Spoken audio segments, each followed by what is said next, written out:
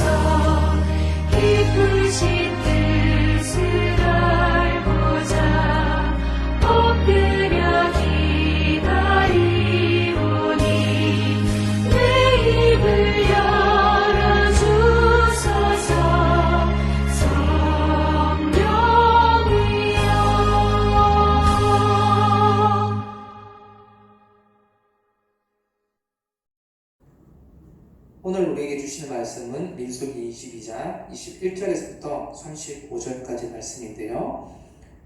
봉독해 올리겠습니다. 발람이 아침에 일어나서 자기 나귀에 안장을 지우고 모압 고관들과 함께 가니 그가 감으로 말미암아 하나님이 진노하심으로 여호와의 사자가 그를 막으려고 길에 서니라. 발람은 자기 나귀를 탔고 그의 두 종은 그와 함께 있더니 나귀가 여호와의 사자가 칼을 빼어 손에 들고 길에 선 것을 보고 길에서 벗어나 밭으로 들어간지라. 발람이 나귀를 길로 돌이키려고 채찍질하니 여호와의 사자는 포도원 사이 좁은 길에 섰고 좌우에는 담이 있더라. 나귀가 여호와의 사자를 보고 몸을 담에 대고 발람의 발을 그 담에 짓누름에 발람이 다시 채찍질하니 여호와의 사자가 더 나아가서 좌우로 피할 때 없는 좁은 곳을 선지라. 나귀가 여호와의 사자를 보고 발람 밑에 엎드리니 발람이 노하여 자기 지팡이로 나귀를 때리는지라. 여호와께서 나귀 입을 여시니 발람에게 이르되 내가 당신에게 무엇을 하였기에 나를 이같이 3번 때리느냐. 발람이 나귀에게 말하되 내가 나를 거역하였기 때문이니 내 손에 칼이 있었다면 곧 너를 죽였으리라. 나귀가 발람에게 이르되 나는 당신이 오늘까지 당신의 일생 동안 탄 나귀가 아니냐. 내가 언제 당신에게 이같이 하는 버릇이 있었더냐. 그가 말하되 없었느니라. 그때 여호와께서 발람의 눈을 밝히시매 여호와의 사자가 손에 칼을 빼들고 길에 선 것을 그가 보고 머리를 숙이고 엎드리니 여호와의 사자가 그에게 이르되 너는 어찌하여 내 나귀를 이같이 3번 때렸느냐? 보라, 내 앞에서 내 길이 사악함으로 내가 너를 막으려고 나왔더니 나귀가 나를 보고 이같이 3번을 돌이켜 내 앞에 피하였느니라. 나귀가 만일 돌이켜 나를 피하지 아니하였다면 내가 벌써 너를 죽이고 나귀를 살렸으리라. 발람이 여호와의 사자에게 말하되 내가 범죄하였나이다. 당신이 나를 막으려고 길에 서신 줄을 내가 알지 못하였나이다. 당신이 이를 기뻐하지 아니하시면 나는 돌아가겠나이다. 여호와의 사자가 발람에게 이르되 그 사람들과 함께 가라. 내가 내게 이르는 말만 말할지니라. 발람이 발락의 고관들과 함께 가니라. 아멘. 여러분, 이 땅을 인간이 다스리며 경작하며 살아가도록 하나님께서 허락하셨습니다. 그래서 우리는 모든 피조물들을 다스리고 수고롭게 일함으로써 의식주를 해결할 수 있습니다.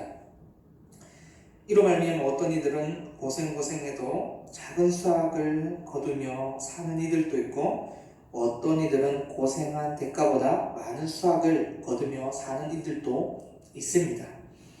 이를 막론하고 인간은 땅을 다스리며 경작하기 위해서 많은 업무에 수고를 해야 하면은 틀림이 없습니다.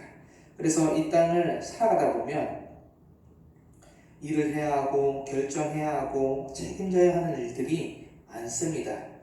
이런 형태로 하루하루의 삶이 반복되어져 가면 자칫 조심해야 할 부분들이 있습니다. 그것은 하나님 뜻대로 살아가는 것이 아니라 내 뜻대로 살아갈 수 있구나라는 것입니다. 하나님은 인간에게 선택할 수 있도록 하셨습니다. 그래서 인간은 하나님께 순종하며 살아갈 수도 있고 불순종하며 살아갈 수도 있습니다. 그래서 로마서에 보면 인간이 먼저 하나님께 불순종함으로 죄가 모든 사람에게 미치게 되었다라고 말씀합니다. 하나님이 능력이 없어서 자신의 계획을 당장 드러내지 못하는 것이 아닙니다. 하나님께서는 지금이라도 이 땅에 다시 오고 싶지만 하루라도 천년같이 여기는 이유는 한 영혼이라도 더 복음을 받아서 생명 얻기 위함입니다. 결국 하나님은 여전히 만물을 주관하시는 분이시고 하나님 나라를 하나님이 다시 오심으로 보여지게 됩니다. 그래서 모든 세상은 하나님의 뜻대로 흘러간다고 할 수 있습니다. 하나님은 무소부재하신 분이시고 한결같은 분으로서 모든 자들이 구원받기를 원하시는 분이십니다. 그래서 하나님의 뜻을 거슬러 이루어지는 것은 아무것도 없습니다. 결국 내 뜻대로 살 수 있구나 라고 생각하며 마음대로 살아오면서 마지막을 심판으로 끝내는 인생은 내 뜻대로 살아온 인생이라 할 수 없습니다. 하나님께 불순종한 대가로 결국은 하나님의 그 진노하심을 맞이함으로 하나님의 뜻을 거스를 수 없는 인생인 것입니다. 여러분, 그렇습니다. 결국 인간은 하나님을 거슬려 살아갈 수 없는 존재들입니다. 많은 이들이 유토피아를 꿈꾸면서 아무도 간섭하지 못하는 자신만의 바벨을 수천 년 동안 지어져 왔지만 결국 무너지는 것은 한순간이었습니다. 그런 의미에서 오늘 본문은 하나님을 거슬려 살 수 없음을 알려주는 본문인데요. 여러분, 오늘 등장하는 발람은 예언자 또는 선지자로서 하나님의 말씀을 전하는 자였습니다. 그래서 그에게는 하나님의 그 말씀을 대언함으로 축복과 저주를 할 수 있었습니다. 그때 모압 왕 발락이 발람에게 접근해서 모압 땅에 있는 이스라엘 백성들이 많이 있었기 때문에 이들을 저주하여 달라고 부탁합니다. 그런데 문제는 하나님이 이를 싫어하셨다는 거예요. 하나님은 발람에게 모압으로 가지도 말고 그 백성을 저주하지도 말라고 분명히 말씀하셨습니다. 이에 발람은 발락의 부탁을 거절하지요. 그때 발락은 어떻게 합니까? 더 높은 고관들을 보내면서 더 좋은 조건을 제시하고 이 땅에서 무엇이든 행할 수 있도록 제안을 합니다. 여러분, 이때도 발람은 단호하게 거절했어야 합니다. 하나님의 뜻은 발람이 가지도 말고 그 백성을 저주하지도 말라는 것이었기 때문입니다. 그런데 거절하지 아니하고 하나님께 물어보자 하나님은 사절 땅과 함께 모압 땅으로 가라고 말씀하십니다. 여러분, 그런데 이는 하나님이 그 백성을 저주하라고 그 뜻을 번복한 것이 아닙니다. 왜일까요? 20절에 보면 하나님은 분명한 조건을 걸었기 때문입니다. 이렇게 말하죠. 그러나 내가 내게 이르는 말만 준행할지니라. 여러분, 이 말은 무엇입니까? 내가 모압 땅에 가더라도 내 임의로 행동하지 말고 내가 알려주는 대로 행동하라는 것입니다. 그리고 이제 발람이 나귀를 타고 길을 나서는 내용이 오늘 본문입니다. 본문은 발람이 가면서 무슨 생각을 했는지에 대해서는 그 내용이 없는데요. 그러나 제 생각에는 발람이 길을 떠나면서 자신이 취하게 될 그 물질과 명예와 그 좋은 제시들을 마음에 두었던 것 같습니다. 민수기 22장 22절 말씀인데요. 그가 감으로 말미암아 하나님이 진노하심으로 여호와의 사자가 그를 막으려고 길에 서니라. 발람은 자기 나귀를 탔고 그의 두 종은 그와 함께 있더니. 여러분, 결국 발람이 감으로 인해 하나님이 진노하셨다고 성경은 말합니다. 결국 하나님은 발람이 모압 땅에 가는 것을 처음부터 싫어하셨다는 것입니다. 그것이 하나님의 뜻이었습니다. 그래서 하나님의 사자가 발람을 막으려고 길에 서 있지 않으셨습니까? 하나님의 뜻을 거스르지 말라는 것입니다. 발람은 영의 눈이 어두워서 하나님의 사자를 보지 못합니다. 그런데 반면에 인간보다 하찮은 존재인 나귀는 길을 막고 서 있는 하나님의 사자를 본 것입니다. 아무것도 모르는 발람이 나귀를 채찍질합니다. 그런데 하나님의 사자가 앞에서 길을 막고 있으니 나귀가 뭐 어떻게 할 수 있겠습니까? 나귀가 좌우에 있는 담에 붙어버립니다. 그러자 발람의 그 발이 짓눌러 버렸습니다. 여러분, 이쯤이면 발람의 나귀가 이상하다는 것을 직감해야 합니다. 그러나 이미 자신의 그 욕심으로 말미암아 눈이 발람은 어두워진 상태입니다. 나귀를 다시 채찍질합니다. 그런데 하나님의 그 사자가 다가와서 더 좁은 곳에 서 있으니 나귀는 어쩔 도리가 없습니다. 그냥 그 자리에 엎드려 버립니다. 여러분, 평생 함께했던 그 나귀가 납득할 수 없는 두 번의 행동이 반복되면 이쯤 되면 발람이 빨리 돌이켜야 되지 않겠습니까? 그런데 발람은 어떻게 행동합니까? 또 나귀를 나무라면서 채찍질하는 거예요. 그러자 하나님께서 나귀의 입을 여시면서 말씀합니다. 32절 33절입니다. 여호와의 사자가 그에게 이르되 내가 어찌하여 내 나귀를 이같이 3번 때렸느냐? 보라, 내 앞에서 내 길이 사악함으로 내가 너를 막으려고 나왔더니 나귀가 나를 보고 이같이 3번을 돌이켜 내 앞에 피하였느니라. 나귀가 만일 돌이켜 나를 피하지 아니하였다면 내가 벌써 너를 죽이고 나귀는 살렸으리라. 아멘. 여러분, 이미 하나님께서 발람의 중심을 아셨습니다. 내 앞에서 내 길이 사악하다고 말씀하셨습니다. 이미 너는 내 뜻을 거스렸기 때문에 죽은 목숨이다라고 말하는 것입니다. 그런데 하나님이 발람을 살려주셨습니다. 그럼 이때 발람은 자신의 사악함을 회개하고 가는 것을 멈추고 돌아서야 됩니다. 그런데 결국 발람은 발락의 고관들과 함께 모압 땅으로 가는 것을 결정했습니다. 여러분, 물론 20절과 마찬가지로 35절에도 하나님은 가라고 허락하시고 말씀합니다. 그런데 그 조건이 있습니다. 내가 내게 이르는 말만 준행할지니라. 그 말만 말할지니라. 그런데 이 조건이 하나님이 그곳에 가는 것을 허락했다는 것이 아닙니다. 애초에 하나님 기뻐하시지 않는 일이라면 멈추는 것이 맞습니다.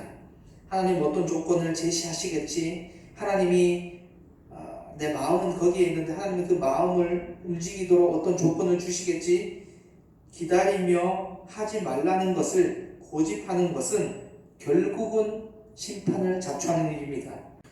결국 나중에 발람은 하나님의 그 심판을 받고 죽임을 당하지 않습니까? 여러분, 우리의 삶은 어떠합니까? 이 땅을 내가 살아가고 있고 내가 결정하고 결정한 그 결과를 우리는 마주하고 있습니다. 그래서 우리는 자칫 내 뜻대로 살아지는구나, 내 뜻대로 살아갈 수 있구나 라고 착각할 수도 있습니다. 그러나 여러분, 정반대입니다. 이 세상은 하나님의 뜻대로 흘러가고 있습니다. 그래서 우리는 우리의 욕심과 고집을 버리고 하나님께서 기뻐하시는 뜻대로 살아가야 합니다. 하나님의 뜻에 나의 욕심과 불의한 의도를 포장하지 않아야 합니다. 저와 여러분도 언제든지 교만과 욕심으로 눈이 어두워져 버린다면 길을 막아서는 하나님을 보지 못할 수 있음을 기억해야 합니다. 오늘도 욕심과 고집을 버리고 내 뜻이 아닌 하나님이 기뻐하시는 그 뜻대로 살아가겠노라고 결단하는 우리 모든 스윙교회 성도분들이 되기를 주님의 이름으로 간절히 소망합니다. 오늘 말씀을 생각하면서 두 가지를 놓고 기도했으면 좋겠는데요. 첫째는 욕심과 고집을 버리고 내 뜻이 아닌 하나님이 기뻐하시는 뜻대로 살아가는 자들이 되게 도와달라고 기도해 주시고요. 두 번째는 코로나19 확산이 멈추고 일상의 삶과 예배가 회복될 수 있도록, 그래서 승인교회 성도들의 건강과 삶을 지켜보호해달라고 우리 이 두 가지 기도 제목과 개인 기도 가운데 주여 한번 부르시고 간절히 기도하도록 하겠습니다. 주여.